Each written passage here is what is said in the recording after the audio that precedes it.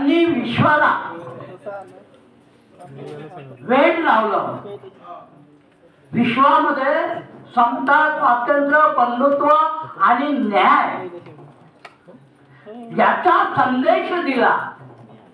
बहुजन हिताय बहुजन सुखाय हा संदेश जगभर दिला असे तथागत भगवान गौतम बुद्ध, सम्राट अशोक आणि यांच्या पावलावर पाऊल टाकून ज्या महामानवांनी आणि संतांनी आपला देह अर्पण केलं असे नामदेवापासून तर जगद्गुरु तुकाराम महाराजापर्यंत, जगद्गुरु संताजी जगनाडे महाराजापासून गाडगे बाबा राष्ट्रसंत तुकडोजी महाराजापर्यंत या सर्व संतांना मी वंदन करतो. आदर्श राजे शिवाजी महाराज, महात्मा ज्योतिबा फुले, साधुमती सावित्रीबाई फुले, पेरियर रामास्वामी नायकर, राजर्षी शाहू महाराज आणि ज्यांच्यामुळं आजचा दिवस संपला. म्हणजे अंधार, जो अंधार पडलेला होता, ज्या घेऱ्यामध्ये आपण अडकून पडलेलो होतो, त्याच्यातून फटकू शकत नव्हतो, तर डॉक्टर बाबासाहेबांनी मनुस्मृतीचं दहन केलं असे डॉक्टर बाबासाहेब आंबेडकर आणि तपोनिष्ठ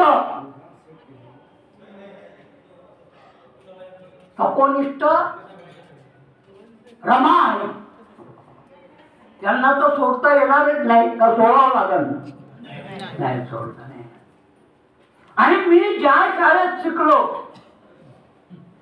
त्या शाळेचे नायक माननीय कांशीरामजी, मी यांना वंदन करतो. मंचावर बसलेले विचारपीठ आणि माझ्या समोर आपण लोक माय बापो आपल्याला वंदन करतो. आणि मी माझ्या भाषणाला सुरुवात करताना माझे जे 6 गुरु आहेत त्यांना पहिले वंदन करतो. गुरु बुद्धं गुरु संत मानो, गुरु बुद्धं गुरु संत मानो, गुरु ज्योति सावित्री मां, गुरु ज्योति सावित्री मां, गुरु ज्योति सावित्री मां, गुरु ज्ञानम गुरु कर्मम, गुरु ज्ञानम गुरु कर्मम, गुरु सत्यम नमो नमः, गुरु सत्यम नमो नमः, गुरु सत्यम नमो नमः. मी पैदा झालो आणि 1951 मध्ये मी वारकरी झालो. हे करण्यामाग माझ्या आई वडिलांचा हात आहे. कारण की माझे वडील काय करायचे, आपल्या बरोबर माझे अंघोळ घालून द्यायचे आणि त्यावेळेला खोडपाणी असायचं, चंदन लावून द्यायचे, बुक्का लावून द्यायचं, गंध लावून द्यायचे. आणि हे सगळं त्यांनी केल्यावर मी जेव्हा वस्तीमध्ये फिरो तर सगळे वस्तीतले लोक मला साधू साधू बुवा म्हणायला लागले. आता साधू बुवा म्हटलं तर का मी आसाराम बापू थोडी लोक आहे, तर मला साधू म्हणावं लागलं. तर वारकरी झालो, भजन पूजन अमक तमक करत होतो. आता हे करता करता मला हे माहीत झालं की वारकरी म्हणजे बुद्ध. आणि मग त्याचा अभ्यास केला तर हे जे पंत निघाले ना, हे पंत चालवणारे संत, हे पंत चालवणारे संत हे सगळे बुद्ध धर्मीय होते. आणि म्हणून ते बुद्धाचं कारभार करत असे. आता हे जेव्हा मला समजलं आणि मी जसा जसा वाढत गेलो, 55 मध्ये मी 4थी पास झालो. मग माझी आई म्हणे नाही म्हणे मी शिकवतच नाही, शिकूच नको म्हणे. काय तिच्या डोक्यात आलं माहित नाही. मग मी घर सोडून गेलो. तर 55 पासून आतापर्यंत माझ्या मायनं माझ्यासाठी काहीच नाही केला. परंतु मी डॉक्टर बाबासाहेब आंबेडकरचा अभ्यास केला आणि 1967 पासून आजपर्यंत डॉक्टर बाबासाहेब आंबेडकरांना ज्या प्रकारे मी समजू शकलो काम करणार. आता हे सर्व करत असताना आणि बुद्ध धर्म घेतल्यानंतर मी 2011 मध्ये 32 दिवस केरळला सदानंद भंते यांच्या अंडर मध्ये दीक्षा घेतली. आणि दीक्षा घेऊन सामने म्हणून 32 दिवस तिथं राहिलो. आता याच्या पहिले तर मी यातना भोगल्याच होत्या आपल्या लोकांच्या. कारण की 79 मध्ये मी जेव्हा डॉक्टर बाबासाहेब आंबेडकरांची जयंती करायला लागलो, अनाउन्समेंट केलं, कारण की युनियनचे काम वगैरे करत होतो. आणि 1969 मध्ये बहुजन समाज म्हणून एक संस्था काढून माझ्या ऑफिस मध्ये जवळजवळ 300 ओबीसी जमवले आणि काम करत होतो. त्या माध्यमातून मी जेव्हा जयंती करायला लागलो आणि आमच्या बांधवांना माहीत झालं की हटवाळ जयंतीचा कार्यक्रम करू राहिला, तर 125 लोकांची इंदुराला मीटिंग झाली का आम्ही जिवंत असताना हा कसा करू शकते. इसको उडा. परंतु वारकरी म्हणून नाव हटवा, यातलं घेतलं वाद. आणि मग इकडला करी वारकरी हे असल्यामुळे जेव्हा माझ्या कानावर या गोष्टी आल्या का म्हणे वाटून चाल अशी मीटिंग झाली, तर म्हणलं तुकाराम स्वर्गात गेले तर मी काय इथं राहू. असं झालं तर आणखी चांगलं आहे. पण तो कार्यक्रम केला. 78 मध्ये कार्मेक साहेब व्हाईस चान्सलर होते, त्यांना बोलावलं आणि आपली सीमा साखरताई यांना बोलावलं आणि तो कार्यक्रम झाला. पण तो कार्यक्रम झाल्यानंतर कानाला हात लावला. अरे म्हणलं भीमाच्या मागं लागणं हे कठीण दिसते. परंतु दंड बैठका चालूच होत्या आणि 78 मध्ये कांशीराम साहेब आले आणि जीवाला मग तर मी चांगले झोडून काढलं पूर्ण भारतभर 24 जणांना. नागपुरातच नाही आहे, सिलीगुड़ी, पटना, भोपाल, इंदौर, ग्वालियर भुसावळ, मनमाड, पुणे आणि मुंबई बेदनादन अशा प्रकारे मी जगलो. माझ्या ऑफिसमध्ये बामण माझा वैली, कारण की तुकारामानं बामणाच्या मागं लागू नका म्हणून लिहून ठेवलेलं आहे. आणि बामण वैली असल्यामुळं 3 बामणाच्या नोकऱ्या गेल्या असत्या 1990 मध्ये. असं काम केलं मी, परंतु हारलो कुठं? हारलो आपल्या बाबा बंधनामध्ये. त्यांच्यामुळे मला हारावं लागलं. आणि हे करत करत करत करत आज मी ओबीसी मध्ये राहतो. ओबीसीच्या वस्तीमध्ये. पहिले मंगळवारी मध्ये राहत होतो, तेही ओबीसीची वस्ती, सगळे तेली तेलकट न मालकट अशा वस्तीमध्ये राहिलो. तिथंही माझ्यावर हमले आले, इथंही हमले आले, परंतु याला न जुमानता माझ्या घरी सकाळ संध्याकाळ वंदना होते. माझ्या सुरा देखील या कामामध्ये आपल्या विहारामध्ये काम करायला लागल्या, सगळं काही झालं. पण जेव्हा मी दीक्षा घेतली 2011 मध्ये, तर मला विहार सोडावं लागलं. आणि ते विहार सोडलं.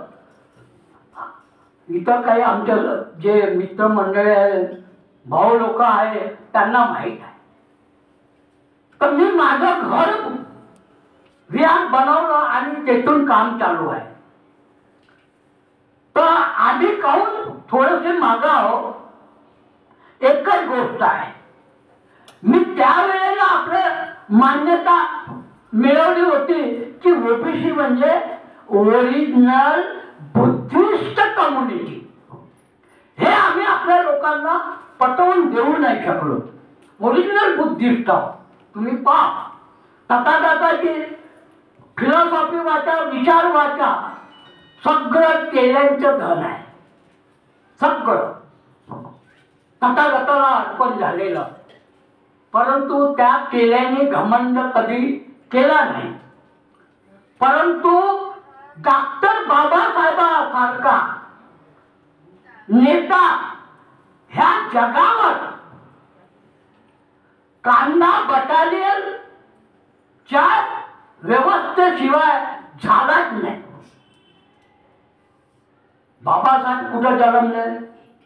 महार समाजामध्ये. आणि मी 6 महिने मायच्या पोटामध्ये महारच होतो. मार हा जो रक्ताचा गोळा होतो, बोलत नव्हते म्हणते, 6 महिने बोलत नाही वाटते. आता मला काही तसं माहित नाही. आणि 6 महिन्यानंतर माय लोकांना सांगू शकली, असा लात मारते, तसा घुमते, तसा घुमते.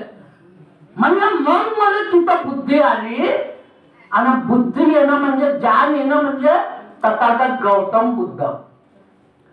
बुद्धाचे कर्म आहे ते ज्ञान येणं. आणि मला ज्ञान आली, मग मी पैदा झालो तो बुद्ध म्हणूनच झालं का नाही. पण याच्याकरता मला आजपर्यंत अभ्यास करावा लागते.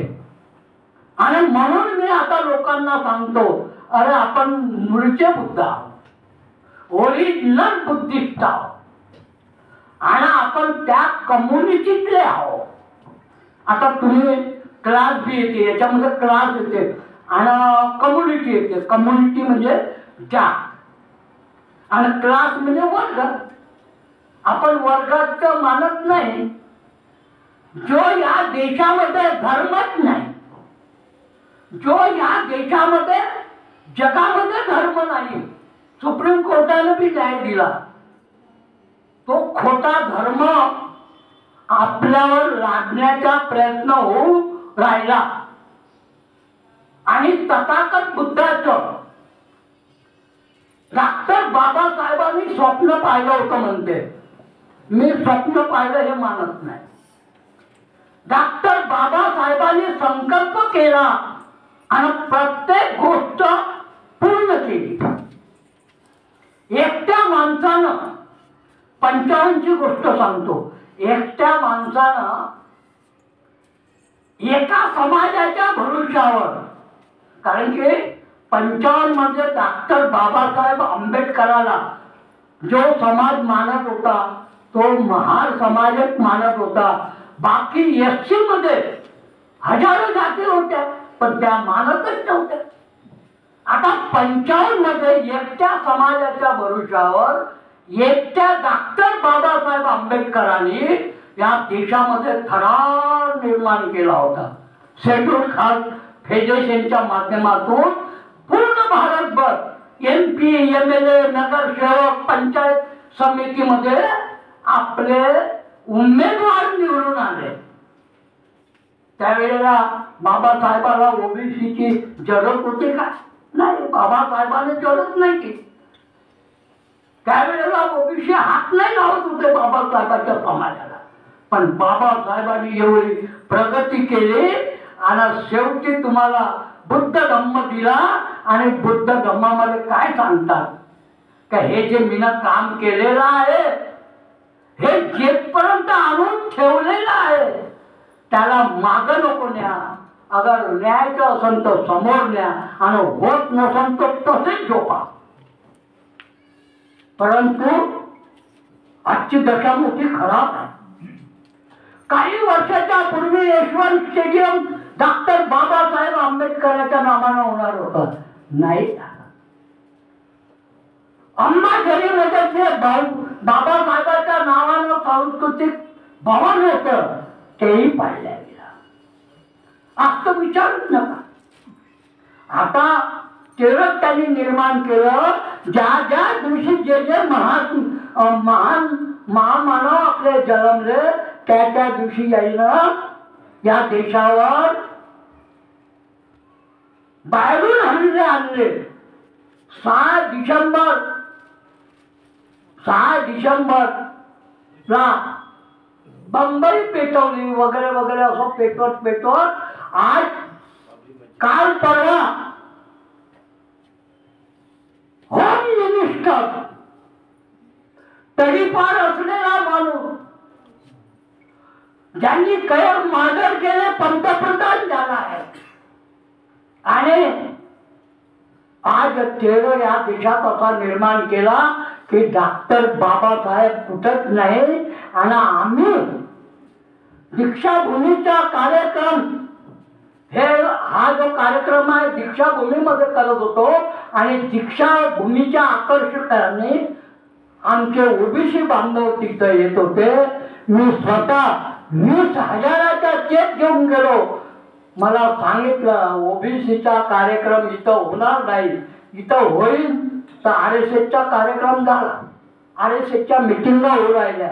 हे कशाचं लक्षण आहे तुम्हीच सांगा. तुम्हीच सांगा की आज ह्या गुंडागर्दीचं सरकार, ह्या मोदीचं सरकार ह्या देशावर आलं कशा काही आलं. आपण ईव्हीएम वगैरे काही नाही.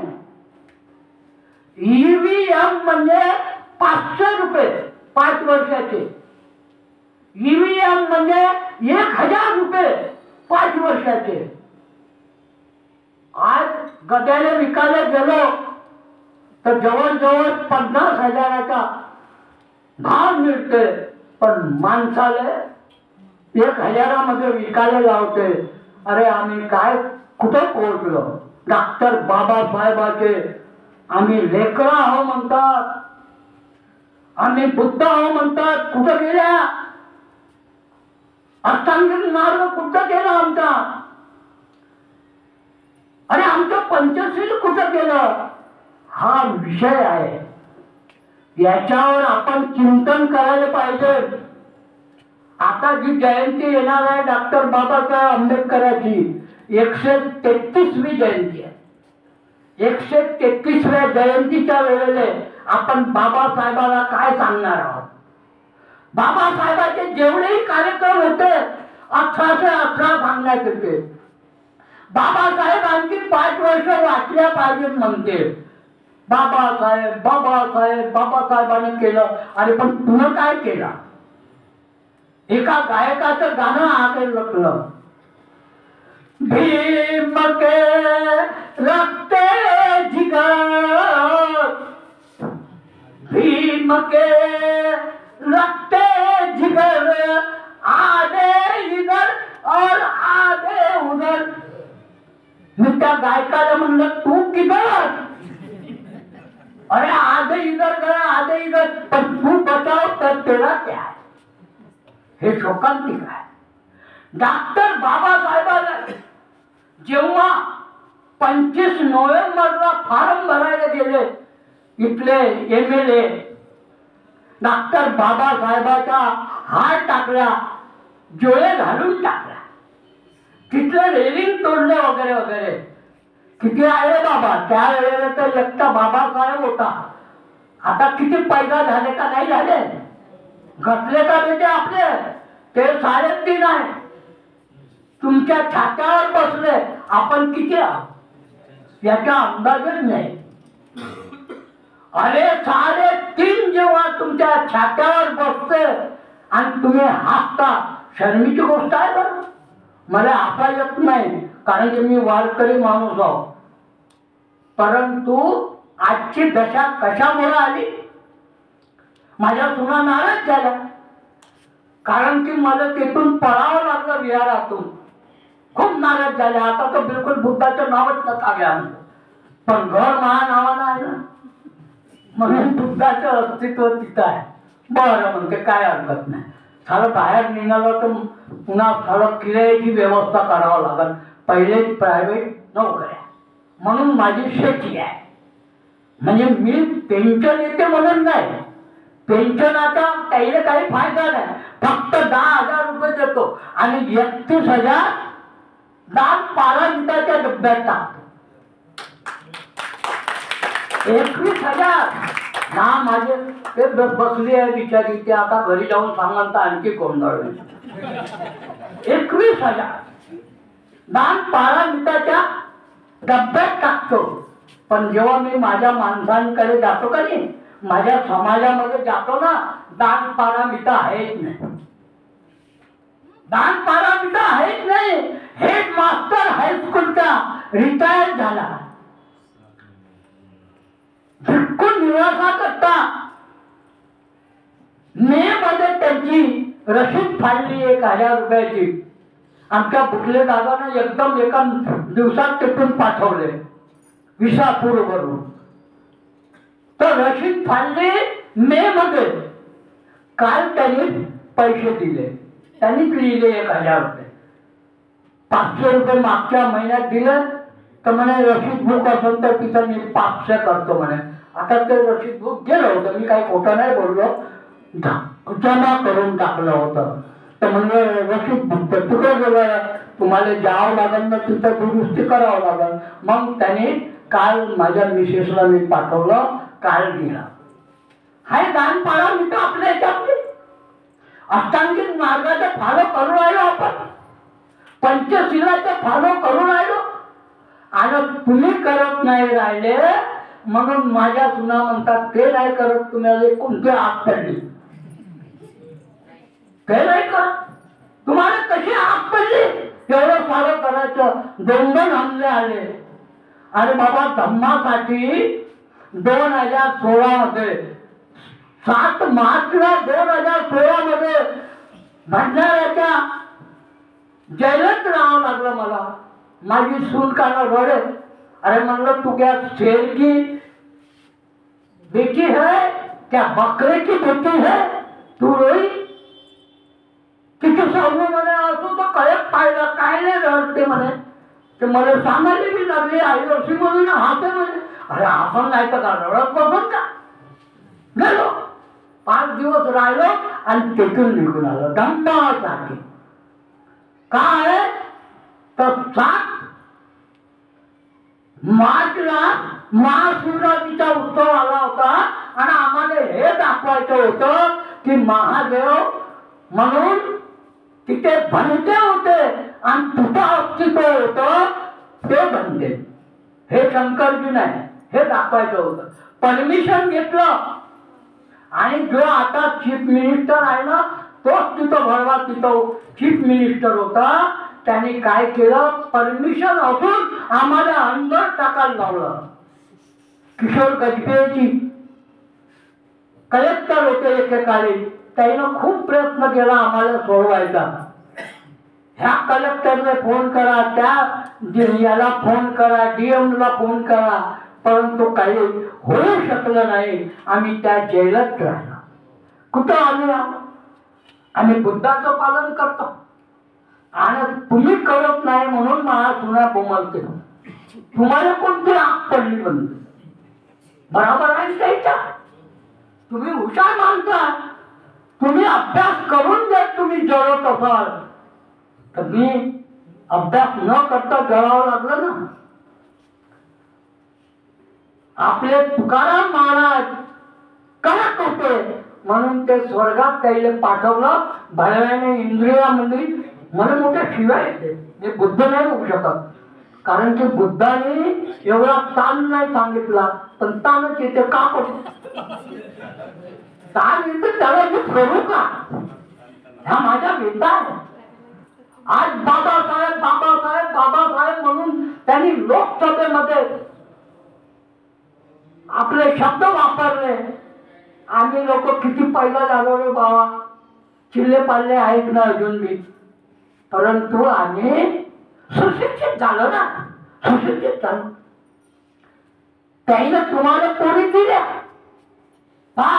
आपल्याला लालवणची पोरगी नाही चालली. आता मोठ्या वेटा आहे आमच्या भागवत दादाच्या, परंतु ब्राह्मणाची कशी चालली रे बापा एका क्षणामध्ये.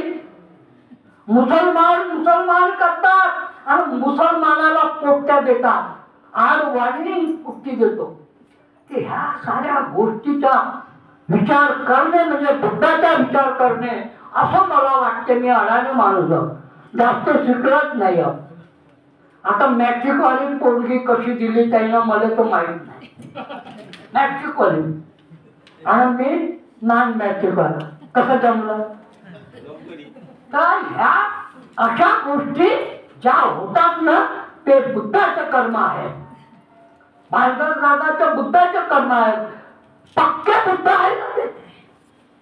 कुंडाने नाही दिली, केल्याने नाही दिली, पण बुद्धच पाहिजे होता, बुद्धाने दिली. आम्ही तर ब्राह्मणाचं करतो, आमच्या पल्ला राहिला तर चार. किती फरक आहे. हा बदल तुम्हाला करावा लागेल. मी जास्त बोलू राहिलो ना, बंद करायला पाहिजे. कारण की का करता, मी भारुडी माणूस आहोत. रात्रभर मारून केलं तर मला संपत नाही. तर हेच तुम्हाला शेवटलं गाणं सांगू का मी? ह्या सरकारवर लिहिलेलं आहे, बोलून देतो मी. नाहीतर कशाला उद्या तुम्हाला एखादा फोन आला का दादा नाही तर आणखी पश्चाताप करा.